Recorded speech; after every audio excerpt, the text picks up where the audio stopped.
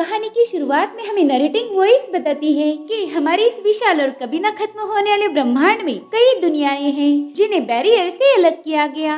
ये दुनिया दो कैटेगरीज में डिवाइडेड है, एक है सुपीरियर वर्ल्ड और दूसरा है इंफीरियर वर्ल्ड। इन दोनों दुनियाओं के दरमियान एक ओपनिंग है, लेकिन उसे सितारों की आँख ने ब्लॉक किया है। इसे स्टार आई भी कहा जाता है। अगर इंफीरियर दुनिया के लोग सुपीरियर दुनिया में जाना चाहते हैं तो उन्हें इस स्टार आई को काटना होगा। इस इंफीरियर दुनिया का सबसे पावरफुल बंदा एक खास मीटियोर सोर्ड का यूज करके उस स्टार आई को डिस्ट्रॉय कर सकता है। और इसी इंफीरियर वर्ल्ड के सबसे स्ट्रॉन्गेस्ट शख्स की कहानी अब हमें देखने को मिलेगी। तो इस दुनिया का सबसे पावरफुल बंदा था शेनजेनी। इस मार्शल वर्ल्ड की दुनिया में पिछले 10 सालों में जितने भी इवेंट्स हुए हैं वो कहीं ना कहीं थर्ड यंग मास्टर शेनजेनी से कनेक्टेड है। पिछले 10 सालों में शेनजेनी ने एक भी फाइट नहीं हारी थी, मगर उसकी आज तक की सबसे खास और यादगार फाइट हुई थी डेविल सेक्ट के चीफ रेनकोट मैन के साथ। ये फाइट शिरी क्लिफ पर की गई थी। रेनकोट मैन शेनजेनी से कहता है कि जल्दी से वांगजांग सोर्ड सूत्रा मेरे हवाले कर दो, तभी जाके मैं अबैंडन सोर्ड मैनर में कैद किए गए 160 लोगों की जान बख्श दूंगा।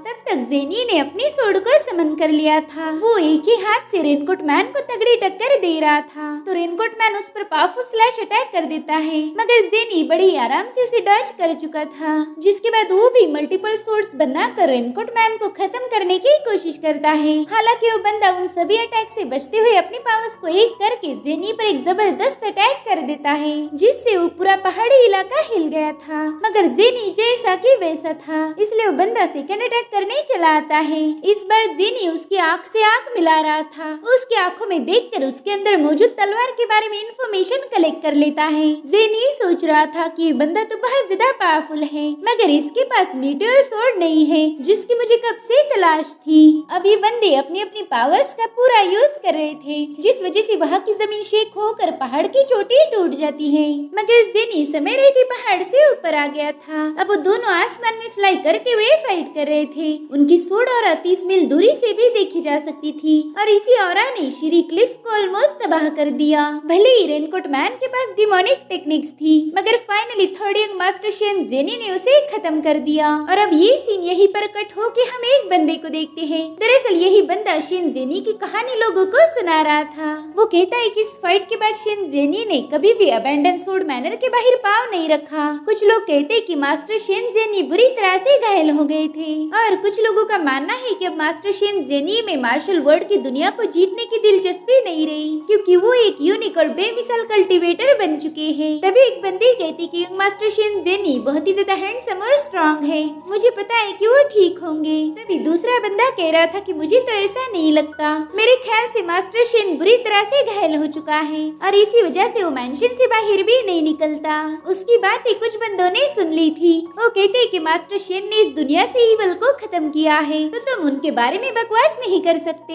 ये सुनकर वो बंदा भी अपनी जगह से उठ जाता है। अब उस स्टोरी टेलर कह रहा था कि देखो बच्चों, बिल्कुल भी मारपीट नहीं करने की, नहीं तो मेरा ये छोटा सा बिजनेस बर्बाद हो जाएगा। मगर वो दोनों भी एक साथ पंच मार के उस बुढ़े को दूर ढकेल देते हैं, और अब इन लोगों में फाइट शुरू हो गई थी। बेचारा स्टोरी टेलर कह रहा था कि यहाँ के लोग बहुत ही सिंपल, ईमानदार और अच्छे हैं, इसी वजह से बात बात पर झगड़े करते हैं। और अब हमें बैक हिल पर मौजूद फॉरबिडन एरिया दिखाया जाता है। उन्हीं पहाड़ियों में रात के अंधेरे में एक बंदा एंटर करता है। वो यहाँ से वहाँ छलांगे मारते हुए पिक पर पहुँच जाता है। उस पिक पर ऑलरेडी एक शख्स मौजूद था, इसीलिए वो अनजान शख्स अपनी तलवार धीरे से बाहर निकाल लेता है। वो कह रहा था कि लोग सही कहते हैं, शेनजेनी तो सच में बैक हिल पर रहता है। इधर शेनजेनी चाय बनाकर पी रहे थे। वो कहते हैं कि तुम झाड़ियों के पीछे क्यों छुपे हो, अगर तुम मुझे मारने आए हो तो आ जाओ, छुप कर कोई फायदा नहीं। ये सुनकर तो वो बंदा हैरान था, क्योंकि शेनजेनी ने बिना देखे ही पहचान लिया था कि वहाँ पर कोई आया है।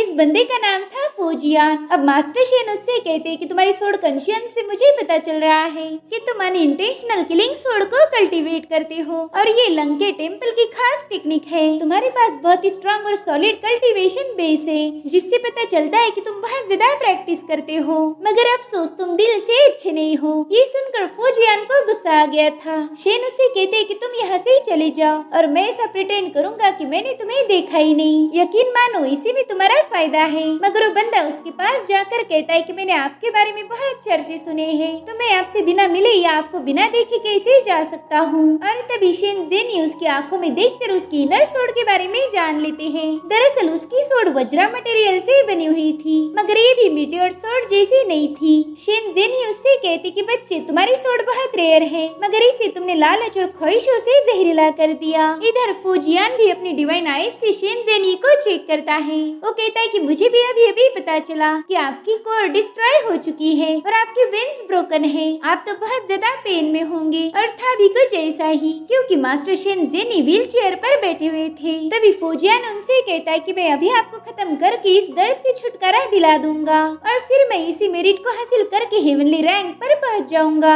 जिसके बाद वो अपनी तलवार बाहर निकालते ही शेनज़ेनी के टी टेबल को काट देता है और फिर वो हवा में फ्लोट करते हुए अपनी एक खास टेक्निक बुद्धास लोटस को एक्टिवेट करके उसी से जेनी पर अटैक कर देता है। मगर जेनी तो एकदम शांत था। इधर वो लोटस गोल गोल घूमते हुए कई सारी सोड को रिलीज कर रहा था, तो जेनी बस एक मामूली सी पंखुड़ी में अपनी पावर्स डालकर उसे थ्रो कर देते हैं, जिससे वो पंखुड़ी एक्टिवेट हो गई। अब वो बड़ी ही तेजी से बुद्धास लोटस की सारी तलवारों को अपने अंदर समा लेती है और फिर जेनी फूजियान के ही सोर्ड्स का यूज करके एक ही पावरफुल सोर्ड बना देते हैं। फिर उसी सोर्ड ने बुद्धास लोटस को एक ही स्लैश में डिस्ट्रॉय कर दिया। ये सब देखकर तो फूजियान बहुत ज्यादा डर गया था। जिसके बाद हमें वानसेंग पैलेस स्क्वायर का सीन दिखाया जाता है, जहाँ पर हम शेन बाइहान नाम के बंदे को देखते हैं। ये शेनज़ेनी का बड़ा भाई था। वो कहता है कि आज की हवा तो बहुत ज्यादा ठंडी है। इधर बैक हिल पर फूजियान घायल होके नीचे गिर गया था। वो कहता है कि जिस टेक्निक को सीखने में मैंने पूरी जिंदगी लगा दी, वो तो बस एक मामूली सी पंखुड़ी की वजह से डिस्ट्रॉय हो गई। क्या यही आपकी लेजेंडरी वानसेंग सोर्ड सूत्रा है? तो फाइनली शेनज़ेनी उसे अपना फेस रिवील करते हुए बताता है कि अनइंटेंशनल किलिंग सोर्ड टेक्निक बुराई को मिटाने के लिए सीखी जाती है, मगर तुमने उसे गलत समझा। तुम अपनी कल्टीवेशन का यूज किलिंग के लिए कर रहे थे और इसी वजह से तुम मुझसे हार गए। तुमने बुराई का रास्ता चुना है, इससे तो तुम कभी भी अपनी मंजिल तक नहीं पहुंच पाओगे।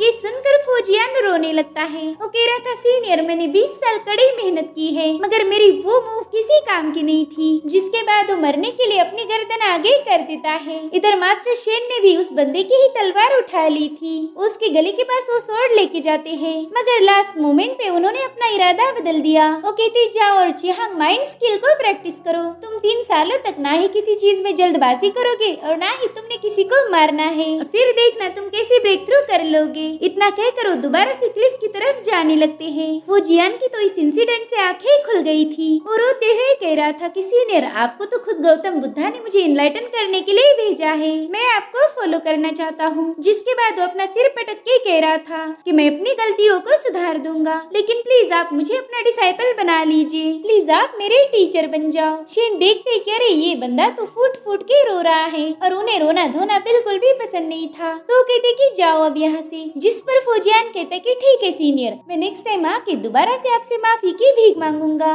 जिसके बाद वो वहाँ से ही चला जाता है। इधर शेनज़ेनी सोचता है कि मैंने इस जीव राज्य के हर एक मास्टर से फाइट की, मगर उनमें से किसी के पास भी वो तलवार नहीं है। मैंने वानसेंग सोर्ड सूत्रा का एज अ बेट यूज करके उन सभी मास्टर को बारी बारी यहाँ बुलाया था, मगर मेरी तो सारी कोशिशें नाकाम हो गई। शायद मेरी किस्मत नहीं चाहती कि मैं कभी भी मीटियोर सोर्ड से मिल पाऊँ, लेकिन मैं हार नहीं मानने वाला। मैं कोई और मेथड ढूंढ लूंगा। और तभी वहाँ पर बाइहान पहुँच जाता है। वो ज़ेनी से कह रहा था कि इसे ओढ़ लो, आज बहुत ज्यादा ठंड है। तभी शेनज़ेनी उससे कहता है कि मेरे भाई, मुझे तुमसे एक फेवर चाहिए। और फिर अगले दिन शहर में नोटिसेस लगवाई जाती है। लोग उन्हें पढ़ने के लिए बेताब थे। तो उस नोटिस में लिखा हुआ था कि abandoned sword manor 3rd young master शेनज़ेनी के लास्ट डिसाइपल को रिक्रूट करने के लिए ओपन होने वाला है। इस लास्ट डिसाइपल के फैमिली बैकग्राउंड को भी चेक नहीं किया जाएगा, बस उस डिसाइपल के पास अबैंडन्ड सोर्ड मैनर की यूनिक स्किल होनी चाहिए, जिसका नाम है वानसेंग सोर्ड सूत्रा। तो अब लोग इसी बारे में बात कर रहे थे। इस नोटिस के अकॉर्डिंग बाहर के सेक्ट के लोग भी इस कॉन्टेस्ट में पार्टिसिपेट कर सकते हैं। अब अगले दिन हम जेन मास्टर लियू को देखते हैं।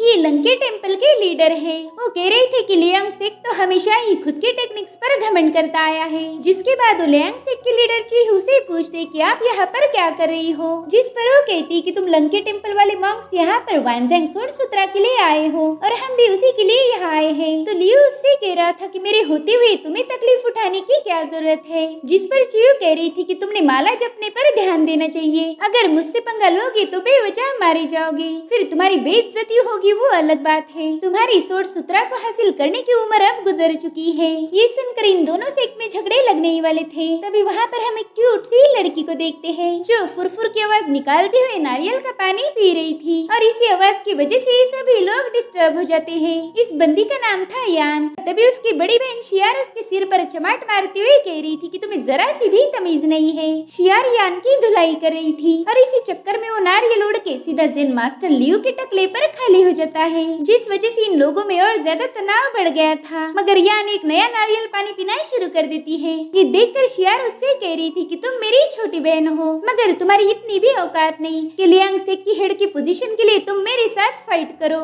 जिस पर यान कहती कि मैं बिल्कुल भी अपनी बड़ी बहन के हाथों मरना नहीं चाहती और वैसे भी सेक को संभालने से अच्छा है इधर उधर घूमो और लजीज खाने के मजे लो। मुझे सेक का लीडर बनने में कोई दिलचस्पी नहीं। और तभी इन्हें बेल की आवाज आती है। दरअसल ये इशारा था कि अबैंडन सोर्ड मैनर अब ओपन होने वाला है, तो ये सभी लोग बड़ी ही तेजी से मैनर की तरफ जाने लगते हैं। हालांकि यान को तो बस मास्टर शेन जेनी की फिक्र थी। जिसके बाद हमें वानजांग पैलेस का सीन दिखाया जाता है, जहाँ पर हम शेन शाओ को देखते हैं। वो सभी मेहमानों को सेरेमनी अटेंड करने के लिए शुक्रिया अदा कर रहे थे। दरअसल ये शेन जेनी के फादर हैं। और तभी वहाँ पर शेन बाईहान पहुँच जाता है। वो काफी डरा हुआ था। वो अपने फादर को एक सोड दिखाता है। वो सोड उशी नाम के बंदे की थी और ये डेविल सेक का ग्रेट गार्डियन था। उसने उस सोड के जरिए संदेशा भेजा था कि वो शेन जेनी को खत्म कर देगा। इस संदेशे की वजह से शेन शाओ भी काफी ज्यादा डर गए थे। वो कहते कि ये तो रेनकोट मैन का डायरेक्ट डिसाइपल है, मगर ये तो एकांत में प्रैक्टिस कर रहा था। जिस पर बाईहान बताता है कि वो एकांत से बाहर भी आ गया और उसने हमारे सभी मैसेंजर को भी खत्म कर दिया और अब वो बड़ी ही तेजी से अबैंडन्ड सोर्ड मैनर की तरफ आगे बढ़ रहा है। मेरे ख्याल से वो थोड़ी देर में यहाँ पर पहुँच जाएगा। ये सुन के तो शेन शाओ के हाथ से वो तलवार ही नीचे गिर गई थी और अब दिन से रात हो जाती है। चारों ओर सन्नाटा छाया हुआ था और इसी घने अंधेरे में मौत का साया बन के उशी ने अबैंडन्ड सोर्ड मैनर के कई सारे लोगों को खत्म कर दिया। एक बंदा उससे बचते हुए आगे रेंगता हुआ जा रहा था, मगर उशी जानबूझ के उसे थोड़ा सा तड़पा के खत्म कर देता है। इससे हमें पता चलता है कि उशी कितना ज्यादा बेरहम है। जिसके बाद वो बड़े ही शान से मैनर के आगे पहुंच गया था। वो कहते वाकई रिवेंज लेने का स्वाद बहुत ज्यादा मीठा होता है। और तभी हमें 10 साल पहले की कहानी दिखाई जाती है। उशी अपने रेनकोट मास्टर से दरख्वास्त कर रहा था कि मुझे भी अपने साथ ले चले, मगर उसके मास्टर कहते कि शेन जेनी तो एक मामूली सा डिसाइपल है, वो तो मुझे खराश भी नहीं मार सकता, इसलिए तुम यहीं पर रुको। तुम्हें एकांत में जाकर टी योंग की डिवाइन स्किल को मास्टर करना होगा। तुम तब तक एकांत से बाहर नहीं आ सकते जब तक तुम ये स्किल मास्टर ना कर लो, क्योंकि मेरे बाद तुम्हें इस पोजीशन को संभालना होगा। टी योंग टेक्निक बहुत ही ज्यादा मुश्किल मगर उतनी ही पावरफुल है, तो तुम उसे अच्छे से मास्टर कर लो। जिस पर उशी कहता है कि मास्टर मैं आपको निराश नहीं करूंगा। और अब कहानी फिर से प्रेजेंट टाइम में आ जाती है। उशी अपनी सोड बाहर निकालते हुए कह रहा था कि तुमने मेरे मास्टर को मार के बहुत बड़ी गलती कर दी। शेन जेनी तुम मेरी हिट लिस्ट पर पहले नंबर पर आ चुके हो। देखो तुमसे बदला लेने के लिए तुम्हारा जानी दुश्मन उशी यहाँ पर आ गया है। अगर भाग सकते हो तो भाग जाओ। जिसके बाद हमें अबैंडन्ड सोर्ड मैनर पर बनाई हुई सोड में एक लाश नजर आती है और ऐसे ही कई सारी लाशें गिरी हुई थी। दरअसल उशी ने इन सभी का काम तमाम कर दिया था, मगर और भी वॉरियर्स उसके रास्ते में खड़े थे और सबसे ऊपर था बाईहान। वो अपने फादर को बताता है कि उशी ने मैनर में एंटर कर लिया है। फिलहाल वो डिफेंस फॉर्मेशन में ट्रैप्ड है, तो शेन शाओ उसे हुक्म देते कि जेनी के पास और लोग भेज दो, उसे प्रोटेक्शन की जरूरत है। जिस पर टाविस जियान कह रही थी कि डिफेंस फॉर्मेशन 100 साल पुराना है, उशी इसे ब्रेक नहीं कर सकता, इसलिए आप फिक्र मत करो, अबैंडन्ड सोर्ड मैनर बिल्कुल ही महफूज है। मगर तभी वहीं पर एक डैगर पहुंच जाता है, क्योंकि उशी ने उस 100 साल पुराने फॉर्मेशन को भी आराम से ब्रेक कर दिया था। ये देखकर बाईहान अपने बचे कुछ सोल्जर्स को उसे मारने का हुक्म देता है। वो सभी उस पर लगातार अटैक कर रहे थे, मगर उशी 1 बाय 1 उन्हें खत्म करना शुरू कर देता है। तभी एक बंदे ने उसके फेस पर अटैक कर दिया, जिस वजह से उसका मास्क डिस्ट्रॉय होकर उसे चोट लग गई थी। तो वो हंसते हुए कह रहा था कि आज तक किसी ने मुझे हर्ट करने की जरूरत नहीं की थी। जिसके बाद वो अपनी पावर्स को एक्टिवेट करते हुए कह रहा था कि आज मैं तुम सभी को कब्र तक जरूर पहुंचा दूंगा। इधर शेन शाओ तो उसकी मूव्स देखकर ही हैरान थे। तभी जेन मास्टर अपनी पावर्स को एक्टिवेट करके आगे बढ़ रहे थे, लेकिन चिहू उनका रास्ता रोकते हुए कहती है कि purple energy legendary demonic skill T Yong की निशानी है। टी योंग ये नाम सुनकर तो जी यान भी हैरान थी। वो कहती कि ये तो फॉरबिडन टेक्निक है और इसे यूज करने वाले बंदे की ची पावर, ब्लड और वेसल्स बर्न हो सकते हैं, फिर तो उसकी मौत पक्की है। जिस पर चियू कह रही थी कि फिर भी ये बंदा उस टेक्निक को यूज कर रहा है क्योंकि उसे रिटर्न में बहुत ही खतरनाक पावर हासिल होगी, इसलिए उसने अपनी जान की बाजी लगा दी। इधर वूशी बड़ी बेरहमी से वॉरियर्स को खत्म कर रहा था। चियू कहती कि इस बंदे में इतनी ताकत है जो अपनी लिमिट को क्रॉस कर चुकी है, और तभी वूशी बाइहान पर एक जबरदस्त स्लैश अटैक कर देता है जिसे बाइहान ने समय रहते डिस्ट्रॉय कर दिया था,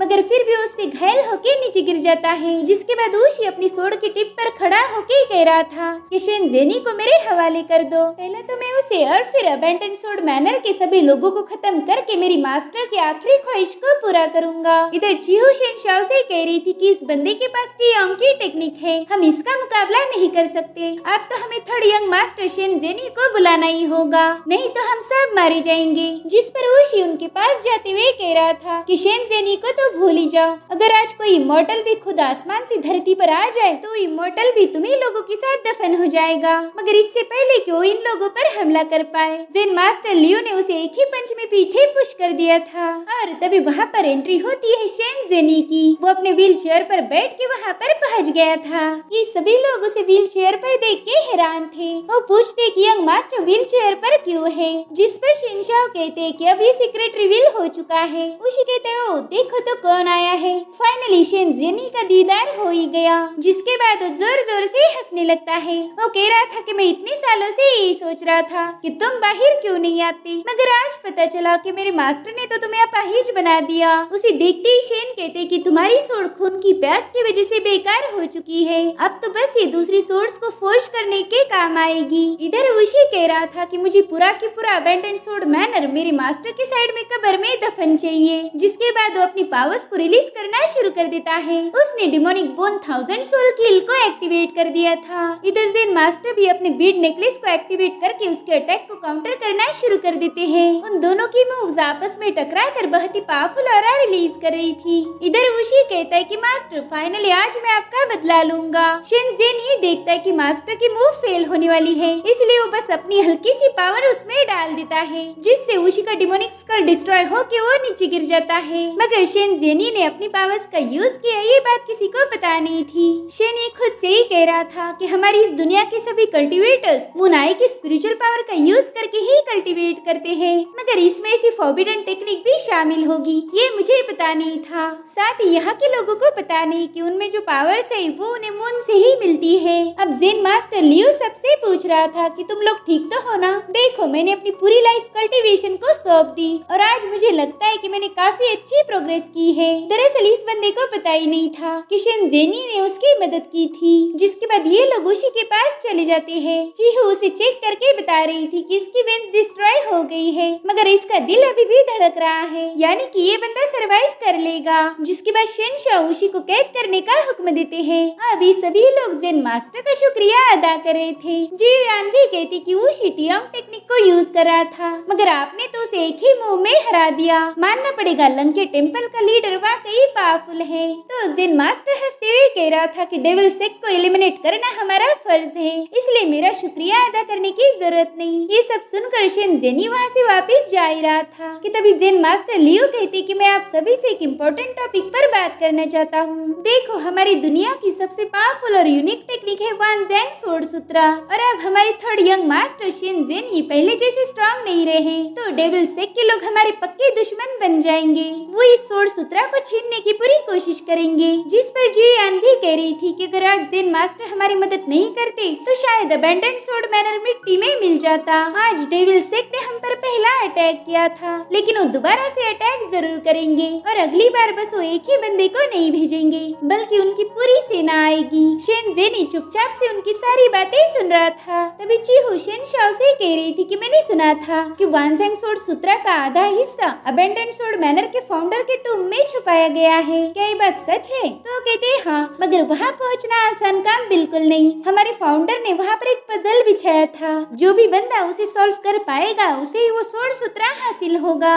और पिछले 300 सालों में कोई भी उसे सॉल्व नहीं कर पाया। जिस पर जेन मास्टर कहते कि लीडर डेविल सेक्ट के लोग बेरहम हैं, उन्हें अच्छाई और बुराई में फर्क नजर नहीं आता। अगर उन्हें यूनिक सोर्ड सूत्रा चाहिए तो वो ये नहीं देखेंगे कि वो टूम किसकी है, वो सीधा उसे ब्रेक करके सोर्ड सूत्रा को हासिल करेंगे। जिस पर जियान कहती कि हाँ, जेन मास्टर सही कह रहे, हम सबकी सेफ्टी उसी सूत्रा पर डिपेंड करती है। इसलिए लीडर शेन आपने वो सोर्ड सूत्रा लंके टेम्पल के हवाले कर देना चाहिए ताकि वो उसे सुरक्षित रख पाए। हमारा शांकिंग पैलेस भी उसे गार्ड करने में उनकी मदद करेगा। ये सब सुनकर शेन शाओ को काफी गुस्सा आ रहा था, क्योंकि ये लोग उनसे सोर्ड सूत्रा छीनना चाहते थे। जिस पर वो कहती कि एक बार जेनी को उसकी लास्ट डिसाइपल मिल जाए, उसके बाद हम इस मैटर को डिस्कस करेंगे। उनकी बातें सुनकर जेनी खुद से ही कह रहा था कि ये लोग तो अभी भी झगड़ रहे हैं, इन्हें तो ये भी पता नहीं कि इनकी खुद की किस्मत ही इनके हाथ में नहीं है। मुझे तो बस एक नई सोर्ड बैक हिल में आने तक का इंतजार करना है। और अब वो बैक हिल में पहुंच गया था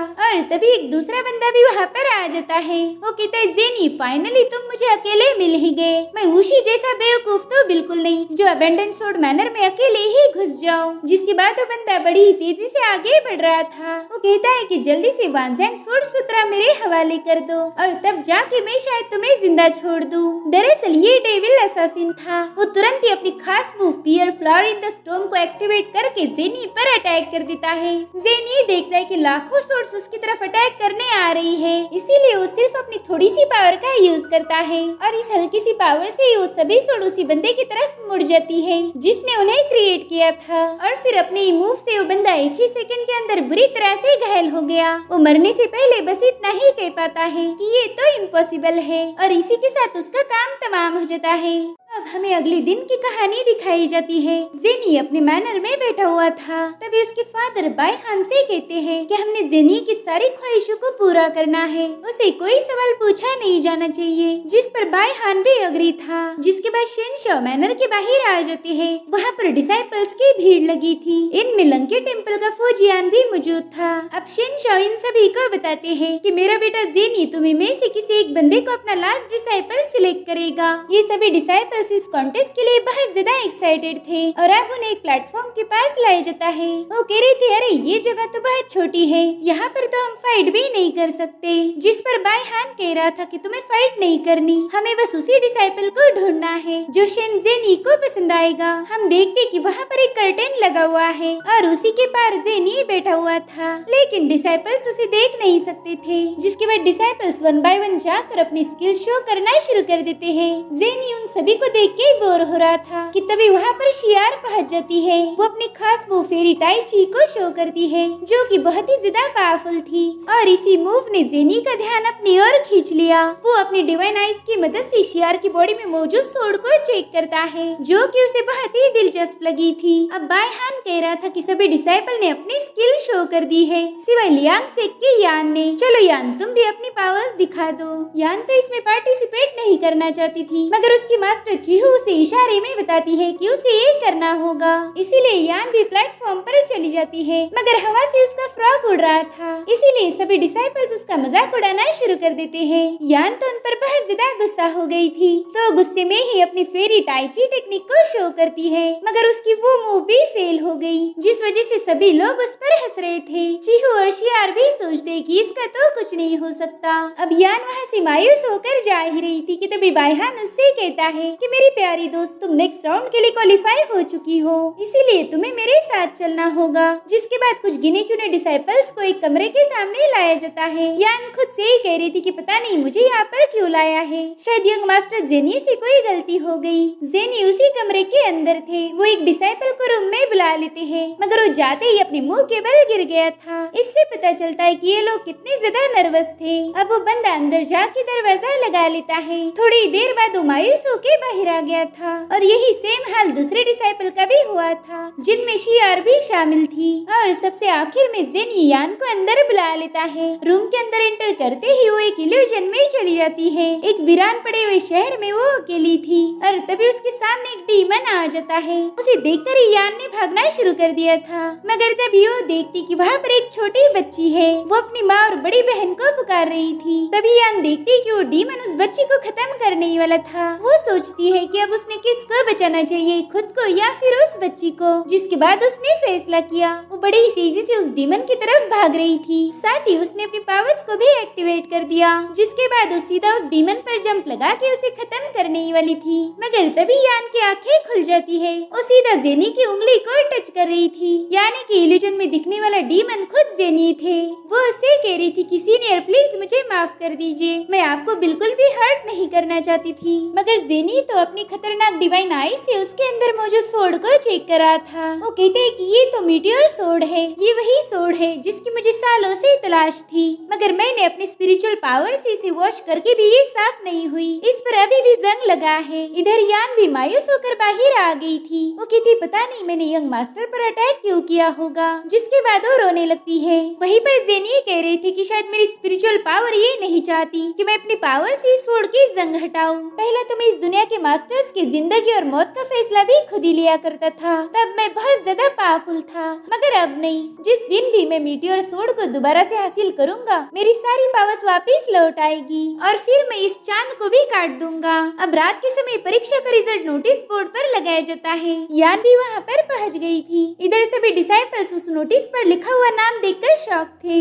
वो कहते कि जरूर यहाँ कुछ गलती हुई है, ये तो इम्पॉसिबल है। शियार भी वहाँ से मायूस होकर चली जाती है। आखिर में यान ने उस नोटिस को पढ़ लिया, जिसमें लिखा था कि यंग मास्टर ने यान को अपना डायरेक्ट डिसाइपल चुन लिया है। ये पढ़ के तो यान को अपनी आंखों पर यकीन नहीं होता। तभी चिहू उससे कहती कि यान आज के बाद तुम्हें यंग मास्टर की सारी टीचिंग को फॉलो करना होगा। जिसके बाद वो उसके कान में कहती कि ये बात मत भूलो कि तुम लियांग सेक की डिसाइपल हो। शियार तो यान को सिलेक्ट होता हुआ देखकर बहुत ज्यादा गुस्सा थी, मगर वो कुछ कर भी नहीं सकती थी। अब यान को शेन जेनी के पड़ोस वाले कमरे में लाया जाता है। आज और अभी से यही यान का घर था। जिसके बाद यान तुरंत ही दरवाजा बंद करके सोचती कि पता नहीं यंग मास्टर ने मुझे उनके साइड वाला रूम क्यों दिया होगा। जिसके बाद वो इमेजिन करती है कि जेनी ने उसे अपनी बाहों में ले लिया है। वो उसे बड़े ही प्यार से कह रही थी कि यान ये वक्त बहुत ज्यादा कीमती है, तो चलो बिना इसे जाया करे शुरू करते हैं। मगर उस बेचारी को तुरंत ही सपने से बाहर आना पड़ता है, क्योंकि जेनी वहाँ पर आ गए थे। वो कहते हैं कि मैं कभी किसी बेकार चीजों को अपने पास भटकने नहीं देता। वेल उन्हें पता चल गया था कि यान के दिमाग में क्या चल रहा है। यान उनसे पूछती कि अगर आपको मैं पसंद ही नहीं थी तो फिर आपने मुझे सिलेक्ट ही क्यों किया। जिस पर वो कहती कि मैं चाहता हूँ कि तुम मेरी मदद करो। ये सुनकर तो यान बहुत ज्यादा खुश हो गई थी। उसे लग रहा था कि इस लेजेंड बंदे को मेरी मदद चाहिए। दरअसल शेन जेनी को 3 महीनों के अंदर ही मीटियोर सोर्ड को तैयार करना था। इधर बाईहान को एक बंदा आके बताता है कि सीनियर जैसा कि आपने अंदाजा लगाया था, मेजर सेक के सभी लोग मैनर में ही भिन-भिना रहे हैं। उन्होंने वापस जाने से मना कर दिया। जिस पर बाईहान कह रहा था कि उन सभी को विंग रूम में इकट्ठा करो। दुनिया के कोने कोने से यहाँ पर लोग आए हैं, हम उनके साथ बैठकर मार्शल आर्ट को स्टडी कर सकते हैं। ये हम सभी के लिए फायदेमंद होगा। जिस पर वो बंदा कह रहा था कि यंग मास्टर पता नहीं क्यों उन लोगों का बर्ताव कुछ अलग है। जिस पर बाईहान कह रहा था कि उनका रवैया नॉर्मल है। दरअसल शेन जेनी ने अपनी लास्ट डिसाइपल को सिलेक्ट किया है, तो इन लोगों को 300 सालों में पहली बार चांस दिख रहा है जिसमें वानजैंग सोर्ड सूत्रा को हासिल कर सकते हैं। दरअसल शांकिंग पैलेस, लंके टेम्पल और डाइचिन सेट नहीं चाहते कि लियांग सेक टॉप पर पहुंचे। और तुम्हें तो पता है कि जेनी की डिसाइपल यान लियांग सेक से बिलोंग करती है।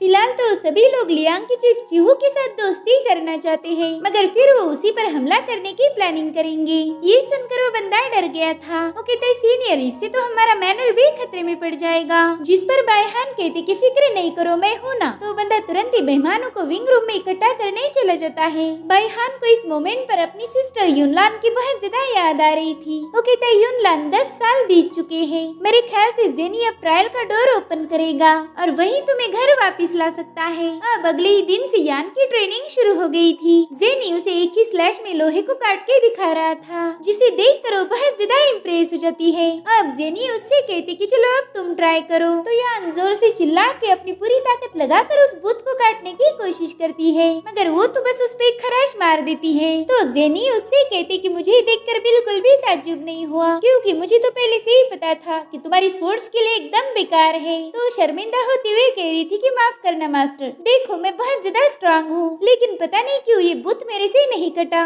जिस पर जेनी उससे कहती कि तुम्हारी स्ट्रेंथ नहीं बल्कि तुम्हारी स्वॉर्ड और बहुत ज्यादा बेकार है। जिस पर वो कहती कि मैंने तो कभी स्वॉर्ड स्किल प्रैक्टिस ही नहीं की थी। तो जेनी उससे कहती कि मैं तुम्हें स्वॉर्ड स्किल की प्रैक्टिस करने नहीं बोल रहा, बल्कि तुम्हारे अंदर जो स्वॉर्ड है उसे शार्प करने के लिए बोल रहा हूँ। चलो अब मेरी इंस्ट्रक्शन को फॉलो करो, तुम्हें अपनी स्वॉर्ड को फील करना होगा, इनफैक्ट तुम्हें उसकी ऑरा भी महसूस होनी चाहिए। जिसके बाद वो यान के सामने एक इल्यूजन क्रिएट करते हैं। एक बंदा शेन जेनी से वानजांग स्वॉर्ड सूत्रा मांग रहा था। वो कहते हैं जेनी जल्दी से वो सूत्रा मेरे हवाले कर दो, नहीं तो मैं तुम्हें खत्म कर दूंगा। यान कहती है कि शायद आप ये फाइट मुझे दिखाना चाहते हो। तो कहते हाँ, बस तुम इसे गौर से देख लेना। अब उस बंदे ने मल्टीपल स्वॉर्ड्स बनाकर जेनी पर हमला कर दिया था, मगर शेन जेनी अपने एक ही अटैक में उसके सभी स्वॉर्ड को साइड में हटाकर अपनी स्वॉर्ड सीधा उसके माथे के आर पार कर देते हैं। ये पावरफुल काउंटर अटैक देखकर यान कह रही थी कि यंग मास्टर आप तो अमेजिंग हो। जिस पर वो कहते हैं अच्छा तो तुम्हें बस इतना ही कहना है कि मैं अमेजिंग हूँ। मैंने ये अटैक कैसे किया है ये तो तुमने नोटिस नहीं किया होगा। मेरे ख्याल से हमें जीरो से शुरू करना होगा, क्योंकि तुम्हें स्वॉर्ड स्किल के बारे में कुछ भी नहीं पता। अब वो यान के हाथों में एक हेवी स्वॉर्ड दे देते हैं। वो कह रही थी कि तुम्हारे अंदर जो स्वॉर्ड है उसके बाहरी लेयर पर पुराना जंग लगा है, उसे तुम्हें हटाना होगा। तुम्हारी स्वॉर्ड एकदम हल्की होनी चाहिए ताकि वो अपनी पावर्स को सही से रिलीज कर पाए। इधर बेचारी यान से वो तलवार भी उठाई नहीं जा रही थी। वो कहती मास्टर आपकी तो एक बात भी मेरे पल्ले नहीं पड़ती। अगर आप चाहते हो कि मेरी स्वॉर्ड से पावर रिलीज हो तो उसके लिए आपको मुझे ब्रेकफास्ट खिलाना होगा। इट मीन्स कि यान का पूरा ध्यान खाने पर था।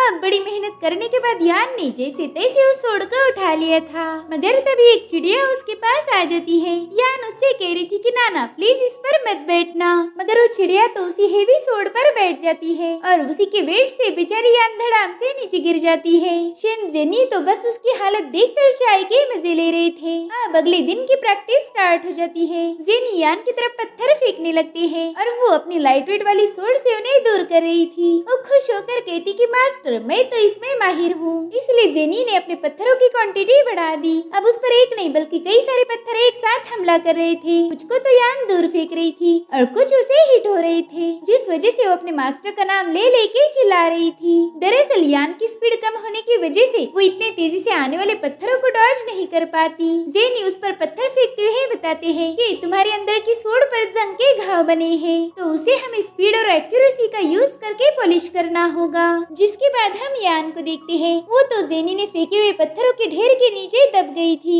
जिससे वो जैसे तैसे बाहर निकल कर कह रही थी कि जी मास्टर स्पीड और एक्यूरेसी बहुत ज्यादा जरूरी है और ये दोनों भी मेरे पास नहीं है। अब अगले ही दिन उसे लकड़ी का एक बोर्ड काटने बताया जाता है। यान चिल्ला चिल्ला कर उस पे हजारों स्लैश मारती है, मगर लकड़ी तो जैसी की वैसी थी। हालांकि यान खुद ही नीचे गिर जाती है। अब तो जेनी ने भी अपना सिर पकड़ लिया था। वो कहते हैं कि इस दुनिया के लोग तो बहुत ज्यादा लालची है, अगर इनसे कुछ काम करवाना हो तो इनकी ख्वाहिशें पूरी करनी पड़ती है। जिसके बाद नाराज होकर वहाँ से चले गए थे। यान भी वहीं पर गिर जाती है, मगर थोड़ी देर बाद उसे डिलीशियस खुशबू आने लगती है, जिससे यान की तो थकान ही मिट गई थी। वो देखती कि यंग मास्टर तो उसके लिए ढेर सारा खाना लेके आए हैं। वो तो उस खाने को देखकर इतनी खुश हो गई थी कि क्या ही बताओ। अब मास्टर उसकी तरफ धार लगाने वाला पत्थर थ्रो करते हैं, तो यान ने जल्दी से अपनी तलवार उस पे तेज कर ली। जिसके बाद वो यान की तरफ बड़ी स्पीड से खाने की चीजें थ्रो करते हैं, मगर यान ने उन सभी को कैच कर लिया था। वो कह रही थी कि खाना तो बिल्कुल जाया नहीं करना चाहिए, ये बहुत बुरी बात है। अब जेनी उसकी हेवी स्वॉर्ड को होल्ड करने के पावर्स को बढ़ाने के लिए आग जला देते हैं। जिसके बाद यान की स्वॉर्ड पर मीट का टुकड़ा रखा जाता है।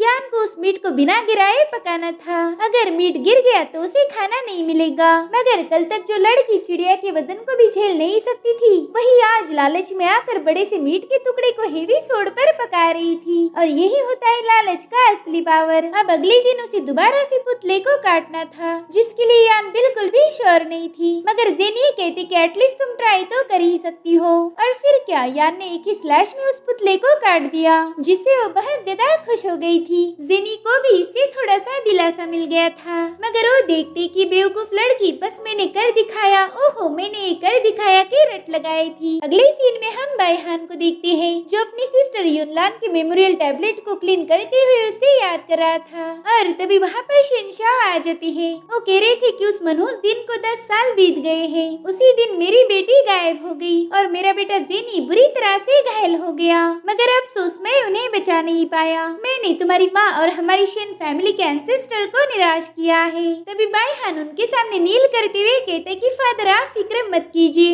मैं हूँ ना, मैं कभी भी हमारे अबेंडेंट सोड मैनर पर आज नहीं आने दूंगा। तो शहंशाह बस उसे दिलासा देकर वहाँ से चले जाते हैं। उनके वहाँ से जाते ही बाईहान का सिर घूमने लगता है। उसे एक डिमोनिक आवाज आ रही थी। वो हंसते हुए कहती कि चाहे तुम कुछ भी कर लो, तुम्हारा बाप कभी तुम्हें अप्रिशिएट नहीं करेगा। अगर बाईहान उस आवाज को चुप होने के लिए बता देता है। अब वो युनलान की टैबलेट देखकर कह रहा था कि आज ही के दिन वो गायब हुई, मगर जेनी तुमने तो उसे पहले ही भुला दिया है। इधर यान को उठने में देरी हो गई थी। वो देखती कि उसके मास्टर घर के बाहर उसका इंतजार कर रहे हैं, तो वो उनसे कहती कि मास्टर आज मुझे थोड़ी देर हो गई, लेकिन कोई बात नहीं, हम आज 3 गुना ज्यादा प्रैक्टिस करेंगे, क्योंकि उसे पता था कि जितनी ज्यादा प्रैक्टिस होगी उतना ही ज्यादा उसे खाने को मिलेगा। लेकिन जेनी ने उसके सारे सपनों पर पानी फेर दिया। वो कहती कि आज कोई ट्रेनिंग नहीं होगी, चलो मेरे साथ तुम्हें कुछ दिखाता हूँ। ये सुनकर तो यान बहुत ज्यादा खुश हो गई थी। वो कह रही थी कि उस दिन तो खाना मिला था और आज उससे भी कुछ अच्छा मिलेगा। अब जेनी उसे एक हॉट स्प्रिंग के पास लेके आती है। वो कह रही थी कि शायद मेरे मास्टर मेरे हार्ड वर्क से बहुत ज्यादा खुश है, इसी वजह से वो मुझे हॉट स्प्रिंग के पास लाए हैं ताकि मेरी सारी थकावट मिट जाए। इधर जेनी चाय पीते हुए उसकी सारी बातें सुन रहे थे। यान तो उनकी तारीफों के पुल बांध रही थी। वो कहती कि मेरे मास्टर रहमदिल है और बहुत ज्यादा हैंडसम भी है, मगर जेनी को पता था कि थोड़ी देर में तारीफें गालियों में बदलने वाली है। जिसके बाद यान पुल में जंप लगाते ही चिल्लाना शुरू कर देती है, क्योंकि वो पानी हद से ज्यादा गर्म था। वो कहती मास्टर इस पानी में मुझे बहुत तकलीफ हो रही, क्या प्लीज मैं इसके बाहर आ सकती हूँ? जिस पर जेनी कहते कि इस वाटर से तुम्हारी बॉडी क्लींस और रिपेयर हो जाएगी। ये तुम्हारी सोड पर मौजूद रस को निकालने का सबसे आसान तरीका है, इसलिए चुपचाप वहीं पर बैठ के इस पानी को सहन करो। तो अब बेचारी यान के पास कोई ऑप्शन नहीं था, इसलिए वो वहीं पर बैठ जाती है। उसी वक्त जेनी की डिवाइन आइज अपने आप एक्टिवेट हो गई थी। वो देखती कि यान के अंदर मौजूद सोड में अब निखार आना शुरू हो गया है। वो यान से कहती कि तुम्हारे अंदर बर्दाश्त करने की पावर बहुत ज्यादा है, जिस पर वो कहती कि मैं दूसरी चीजें बर्दाश्त नहीं कर सकती, लेकिन इसे तो मुझे बर्दाश्त करना ही होगा। जिसके बाद वो जेनी को अपने पास के बारे में बताती है। दरअसल कुछ सालों पहले ही उसके नानजियांग विलेज को डेविल सेक्ट वालों ने तबाह कर दिया था। इस हादसे में यान के पेरेंट्स भी मारे गए और वो भी मरने ही वाली थी कि तभी वहाँ पर एक भयानक डीमन पहुँच गया। वो यान से कह रहा था कि तुम बहुत प्यारी हो, तुम्हें खाने में और तुम्हारा खून पीने में मुझे बहुत मजा आएगा। अब वो उस पर अटैक करने ही वाला था कि तभी वहाँ पर जेनी पहुँच गए। वो उस डीमन से कह रही थी कि तुम्हें खून पीने का कुछ ज्यादा ही शौक है, लो इसे टेस्ट करो, ये मेरा खून है। और फिर जेनी ने उस डीमन को एक पिल खिला दी। वो डीमन उससे कह रहा था कि शेन जेनी तुम्हें तो पता ही है, तुम्हारा खून पीने से मेरी पावर्स और ज्यादा बढ़ जाएगी, तो चलो अब मरने के लिए तैयार हो जाओ। जिस पर जेनी अपने पावर्स को एक्टिवेट करते हुए कह रहे थे कि एक मॉर्टल की बॉडी कभी भी गॉड के ब्लड को झेल नहीं सकती। और तभी उस डीमन की बॉडी पर क्रैक्स पड़ना शुरू हो गए, क्योंकि जेनी के खून में उनकी पावर्स एडेड थी, जिस वजह से वो डीमन उन्हें मारने के पहले खुद ही निपट गया। यान कहती कि मास्टर आप ही की वजह से वो डीमन मारा गया था, आपने मेरी जान बचाई। मगर जेनी अपने उन सुनहरे दिनों को याद नहीं करना चाहती थी, इसलिए वो कहती कि मुझे इस बारे में कोई आइडिया नहीं, शायद ऐसा हुआ भी होगा लेकिन मुझे कुछ याद नहीं। तो यान कहती कोई बात नहीं मास्टर, मुझे तो याद है ना, देख लेना मैं आपके लिए बहुत ज्यादा प्रैक्टिस करूंगी, चाहे वो कितनी भी पेनफुल और जानलेवा क्यों ना हो, मगर मैं आपको कभी निराश नहीं करूंगी। जिस पर जेनी कहती ठीक है, फिर आज से 7 दिनों तक तुम हर रोज इसी हॉट स्प्रिंग में नहाओगी। और ये सुनकर वो दोबारा से चिल्लाना शुरू कर देती है। वो कह रही थी मास्टर आप तो बहुत जालिम टाइप के बंदे हो। और अब रात के समय हम जेनी को देखते हैं, जिन्होंने अपनी पावर्स को एक्टिवेट करके वो अपनी व्हील चेयर से उठ गए थे। वो युनलान की टैबलेट को छूकर कहती कि यही तुम्हारी और मेरी तकदीर है, वक्त मेरे हाथों से फिसलता जा रहा है, कुछ भी करके मुझे स्वॉर्ड को तैयार करना ही होगा। अब अगले ही दिन यान कह रही थी कि मुझे तो मास्टर की टेक्निक बिल्कुल भी पल्ले नहीं पड़ती, बस मैं तो जो कहते हैं वो करती जाती हूँ। और तभी वहाँ पर जेनी पहुँच गए थे। यान उन्हें ग्रीट करके कहती कि चलिए मास्टर आज की सोड यील्डिंग की प्रैक्टिस शुरू करते हैं। जिस पर वो उसे बताते हैं कि अब तुम्हारी सोड पॉलिश हो चुकी है, इसीलिए आज से हम कॉम्बैट प्रैक्टिस शुरू करेंगे ताकि हम सोड की सोड लाइट को रिकास्ट कर पाए। अब यान उनकी व्हील चेयर को धक्का देते हुए ये लोग जंगल में पहुँच जाते हैं। यान वहाँ जाते ही अपने अपनी तलवार निकाल कर कहती कि चलो मास्टर मेरा मुकाबला करो, जिस पर जेनी कहती कि मेरे साथ फाइट करके तुम कभी भी ये समझ नहीं पाओगी कि मौत का डर क्या होता है। ये सुनकर यान सोच रही थी कि मुझे तो लगा था कि आज मुझे मास्टर को पीटने का मौका मिलेगा, मगर अफसोस ये मौका भी मेरे हाथ से निकल गया। तभी जेनी कहती कि मैंने किसी को तुम्हारे साथ प्रैक्टिस करने बुलाया है, देखो वो आ गया। मगर यान देखती कि वहाँ पर तो कोई नहीं। इनफैक्ट जेनी भी अब गायब हो चुके थे और तभी वहाँ का मौसम बदलकर चारों ओर अंधेरा छा गया था। यान कहती पता नहीं मास्टर का वो बंदा कहाँ पर होगा। और तभी वहाँ पर डिमोनिक स्मोक आने लगता है। उस वक्त यान अपनी जगह पर ट्रैप हो गई और तभी वो देखती कि वहाँ पर तो रेनकोट मैन आ गया है। उससे कह रही थी कि अरे तुम्हें तो मेरे मास्टर ने खत्म कर दिया था, तो फिर तुम यहाँ पर कैसे आ गई। जिस पर वो कह रहा था कि जेनी ने शायद तुम्हें अपना डिसाइपल बनाया है। जिस पर वो कहती हाँ, और शायद तुम्हें मेरे साथ कॉम्बैट प्रैक्टिस करने के लिए भेजा है। जिस पर वो कह रहा था कि अगर मुझे पहले ही पता होता कि मुझे तुम्हारी जैसी कमजोर और बेवकूफ लड़की के साथ प्रैक्टिस करनी है तो मैं जेनी को साफ साफ मना कर देता। जिस पर यान कह रही थी कि शुक्र मनाओ मैं एक जगह पर ट्रैप हूँ, अगर मैं आजाद होती तो तुम्हें अभी सबक सिखाती। जिस पर वो कह रहा था कि अरे तुम तो किसी काम की नहीं हो, देखो ना तुम तो मेरे हॉल्टिंग डिमोनिक टेक्निक को भी हटा नहीं पा रही। अब तो मैं तुम्हें टॉर्चर कर करके धीरे धीरे खत्म कर दूंगा और तुम्हारे बाद उस जेनी का नंबर लगेगा। जिस पर यान कहती कि तुम चाहो तो मुझे मार दो, मगर मेरे मास्टर को तुम कभी भी मार नहीं सकते और ना ही उनके खिलाफ तुम कुछ बोल सकते हो। जिस पर रेनकोट मैन कह रहा था कि अरे तुम तो खुद की भी मदद नहीं कर सकती, भला अपने मास्टर को क्या बचाओगी। ये सुनकर तो यान तुरंत उस ट्रैप को काट के आजाद हो जाती है। ये देखकर वो बंदा भी खुश हो गया था। वो कहता अरे वाह, तुमने तो अपने दर्द को ही वेपन बनाया और अपने उबलते हुए खून से मेरे हॉल्टिंग चेन्स को तोड़ दिया। तुम तो सेम टू सेम हमारे डीमन सेक्ट वालों जैसी सोचती हो। ये सुनकर तो यान बहुत ज्यादा गुस्सा होगी, मगर वो रेनकोट मैन पर हमला करे इससे पहले ही नीचे गिर जाती है। ये देखकर रेनकोट मैन डर गया था। वो कहता अरे बाप रे, कहीं ये बच्ची मर तो नहीं गई, अब मैं जेनी को क्या जवाब दूंगा।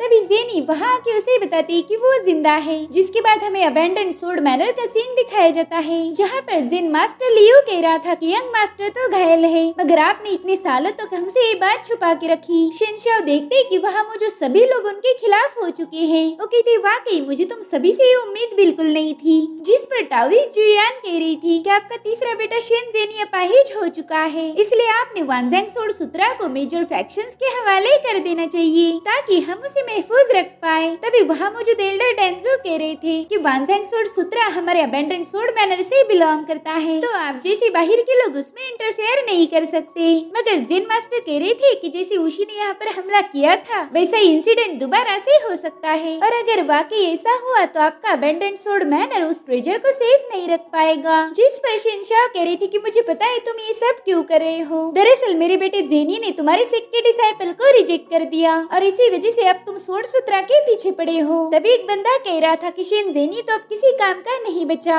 इसीलिए आपका सोर्ड मैनर अब वानजेंग जैसे खास ट्रेजर के लायक नहीं रहा। जिस पर शिनशाओ कहती कि देखो, जब उशी ने हम पर अटैक किया था तब जेन मास्टर के अलावा तुम में से कोई भी उसका मुकाबला करने आगे नहीं आया था, तो तुम लोग भी सोर्ड सूत्रा के लायक नहीं हो। तो जेन मास्टर उन्हें समझाते कि यहाँ पर मौजूद सभी लोग बस आपके मैनर और सोर्ड सूत्रा की भलाई चाहते हैं। साथ ही जियोयान भी कह रही थी कि जेन मास्टर को सूत्रा दे दीजिए ताकि वो ट्रेजर डीमन सिख के हाथ ना लग पाए। इधर जेनी अपनी पावर्स का यूज करके यान को हील कर रहा था। तभी रेनकोट मैन उससे कहता है कि मैंने बस जरा सा इस पर प्रेशर डाला, मगर उसी से इसकी सोर्ड और आउट ऑफ कंट्रोल हो गई। मुझे पता नहीं था कि मीटियोर सोर्ड इतनी ज्यादा कमजोर होगी। जिस पर जेनी कहती कि हमें इस पर और ज्यादा मेहनत करनी होगी, मगर रेनकोट मैन ने उसे ट्रेनिंग देने से मना कर दिया था, इसलिए जेनी उसे अपनी पावर से टॉर्चर करना शुरू कर देते हैं। उस दर्द को रेनकोट मैन सहन नहीं कर पाता, इसलिए उनसे माफी मांगते हुए कह रहा था कि अब मैं उसे अच्छे से ट्रेनिंग दूंगा। दरअसल ये असली रेनकोट मैन नहीं था, उसी तो परलोक सिधारे हुए जमाना हो चुका है। ये तो जेनी ने बनाया हुआ उसका डमी था,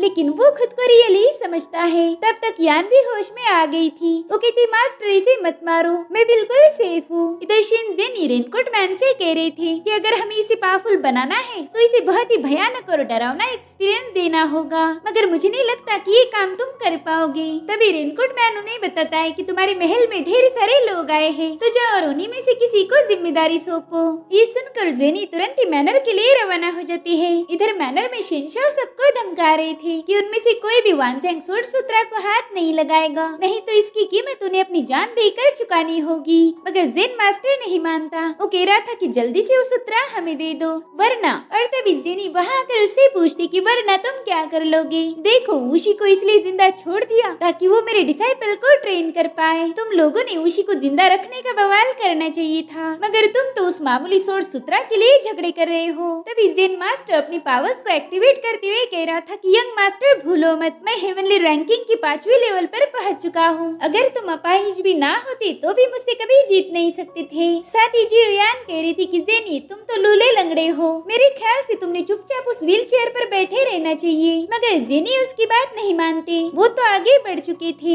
इसलिए जेन मास्टर जेनी पर हमला करने के लिए हवा में फ्लोट करने लगता है। उसने अपने बीड़ के नेकलेस की पावर्स को एक्टिवेट कर दिया था, जिसके बाद अपनी स्पेशल मूव बोधी चित्ता का यूज करके शेन जेनी पर बहुत ही खतरनाक अटैक कर देते हैं। वो पंच बड़ी ही तेजी से आगे बढ़ रहा था तो जेनी तुरंत ही अपने आसपास एक पावरफुल शील्ड बनाकर शांति से बैठ जाते हैं और अब उस शील्ड को टकरा कर वो अटैक डिस्ट्रॉय हो गया था। इधर जेन मास्टर अब नीचे आ गया था और शेनशाह अपने बेटे के लिए परेशान थे। वो जेनी को अंदर जाने के लिए बताते हैं। तब तक जेन मास्टर लियो ने बहुत ही बड़ा स्पिरिचुअल फॉर्म बना दिया। अब उसी फॉर्म की मदद से जेनी पर एक खतरनाक पाम अटैक कर देता है, तो उसे डिस्ट्रॉय करने के लिए जेनी भी अपनी सोड को निकाल लेता है और फिर उसी सोड की मदद से उन्होंने एक ही झटके में उस स्पिरिचुअल फॉर्म को काट दिया, जिससे वहाँ पर बहुत ही पावरफुल सोड और रिलीज हो रही थी। जेन मास्टर की माला भी टूट जाती है। वो अपने बीड्स को चुनना शुरू कर देते हैं और रोते हुए कह रहे थे कि माला बहुत ज्यादा पावरफुल थी, मगर हमारे लंके टेम्पल की ये टेक्निक एक ही झटके में डिस्ट्रॉय हो गई। और तभी जियोयान कहने लगती कि अभी अभी जो सोड ऑरा हमने महसूस की है उसी ऑरा ने उशी को हराया था, जिस पर चिहू भी कह रही थी कि ये सोड ऑरा बहुत ही शार्प सोड से निकली थी और इसका सीधा मतलब ये निकलता है कि उस दिन हमें उशी से बचाने वाला जेन मास्टर नहीं बल्कि शेन जेनी था।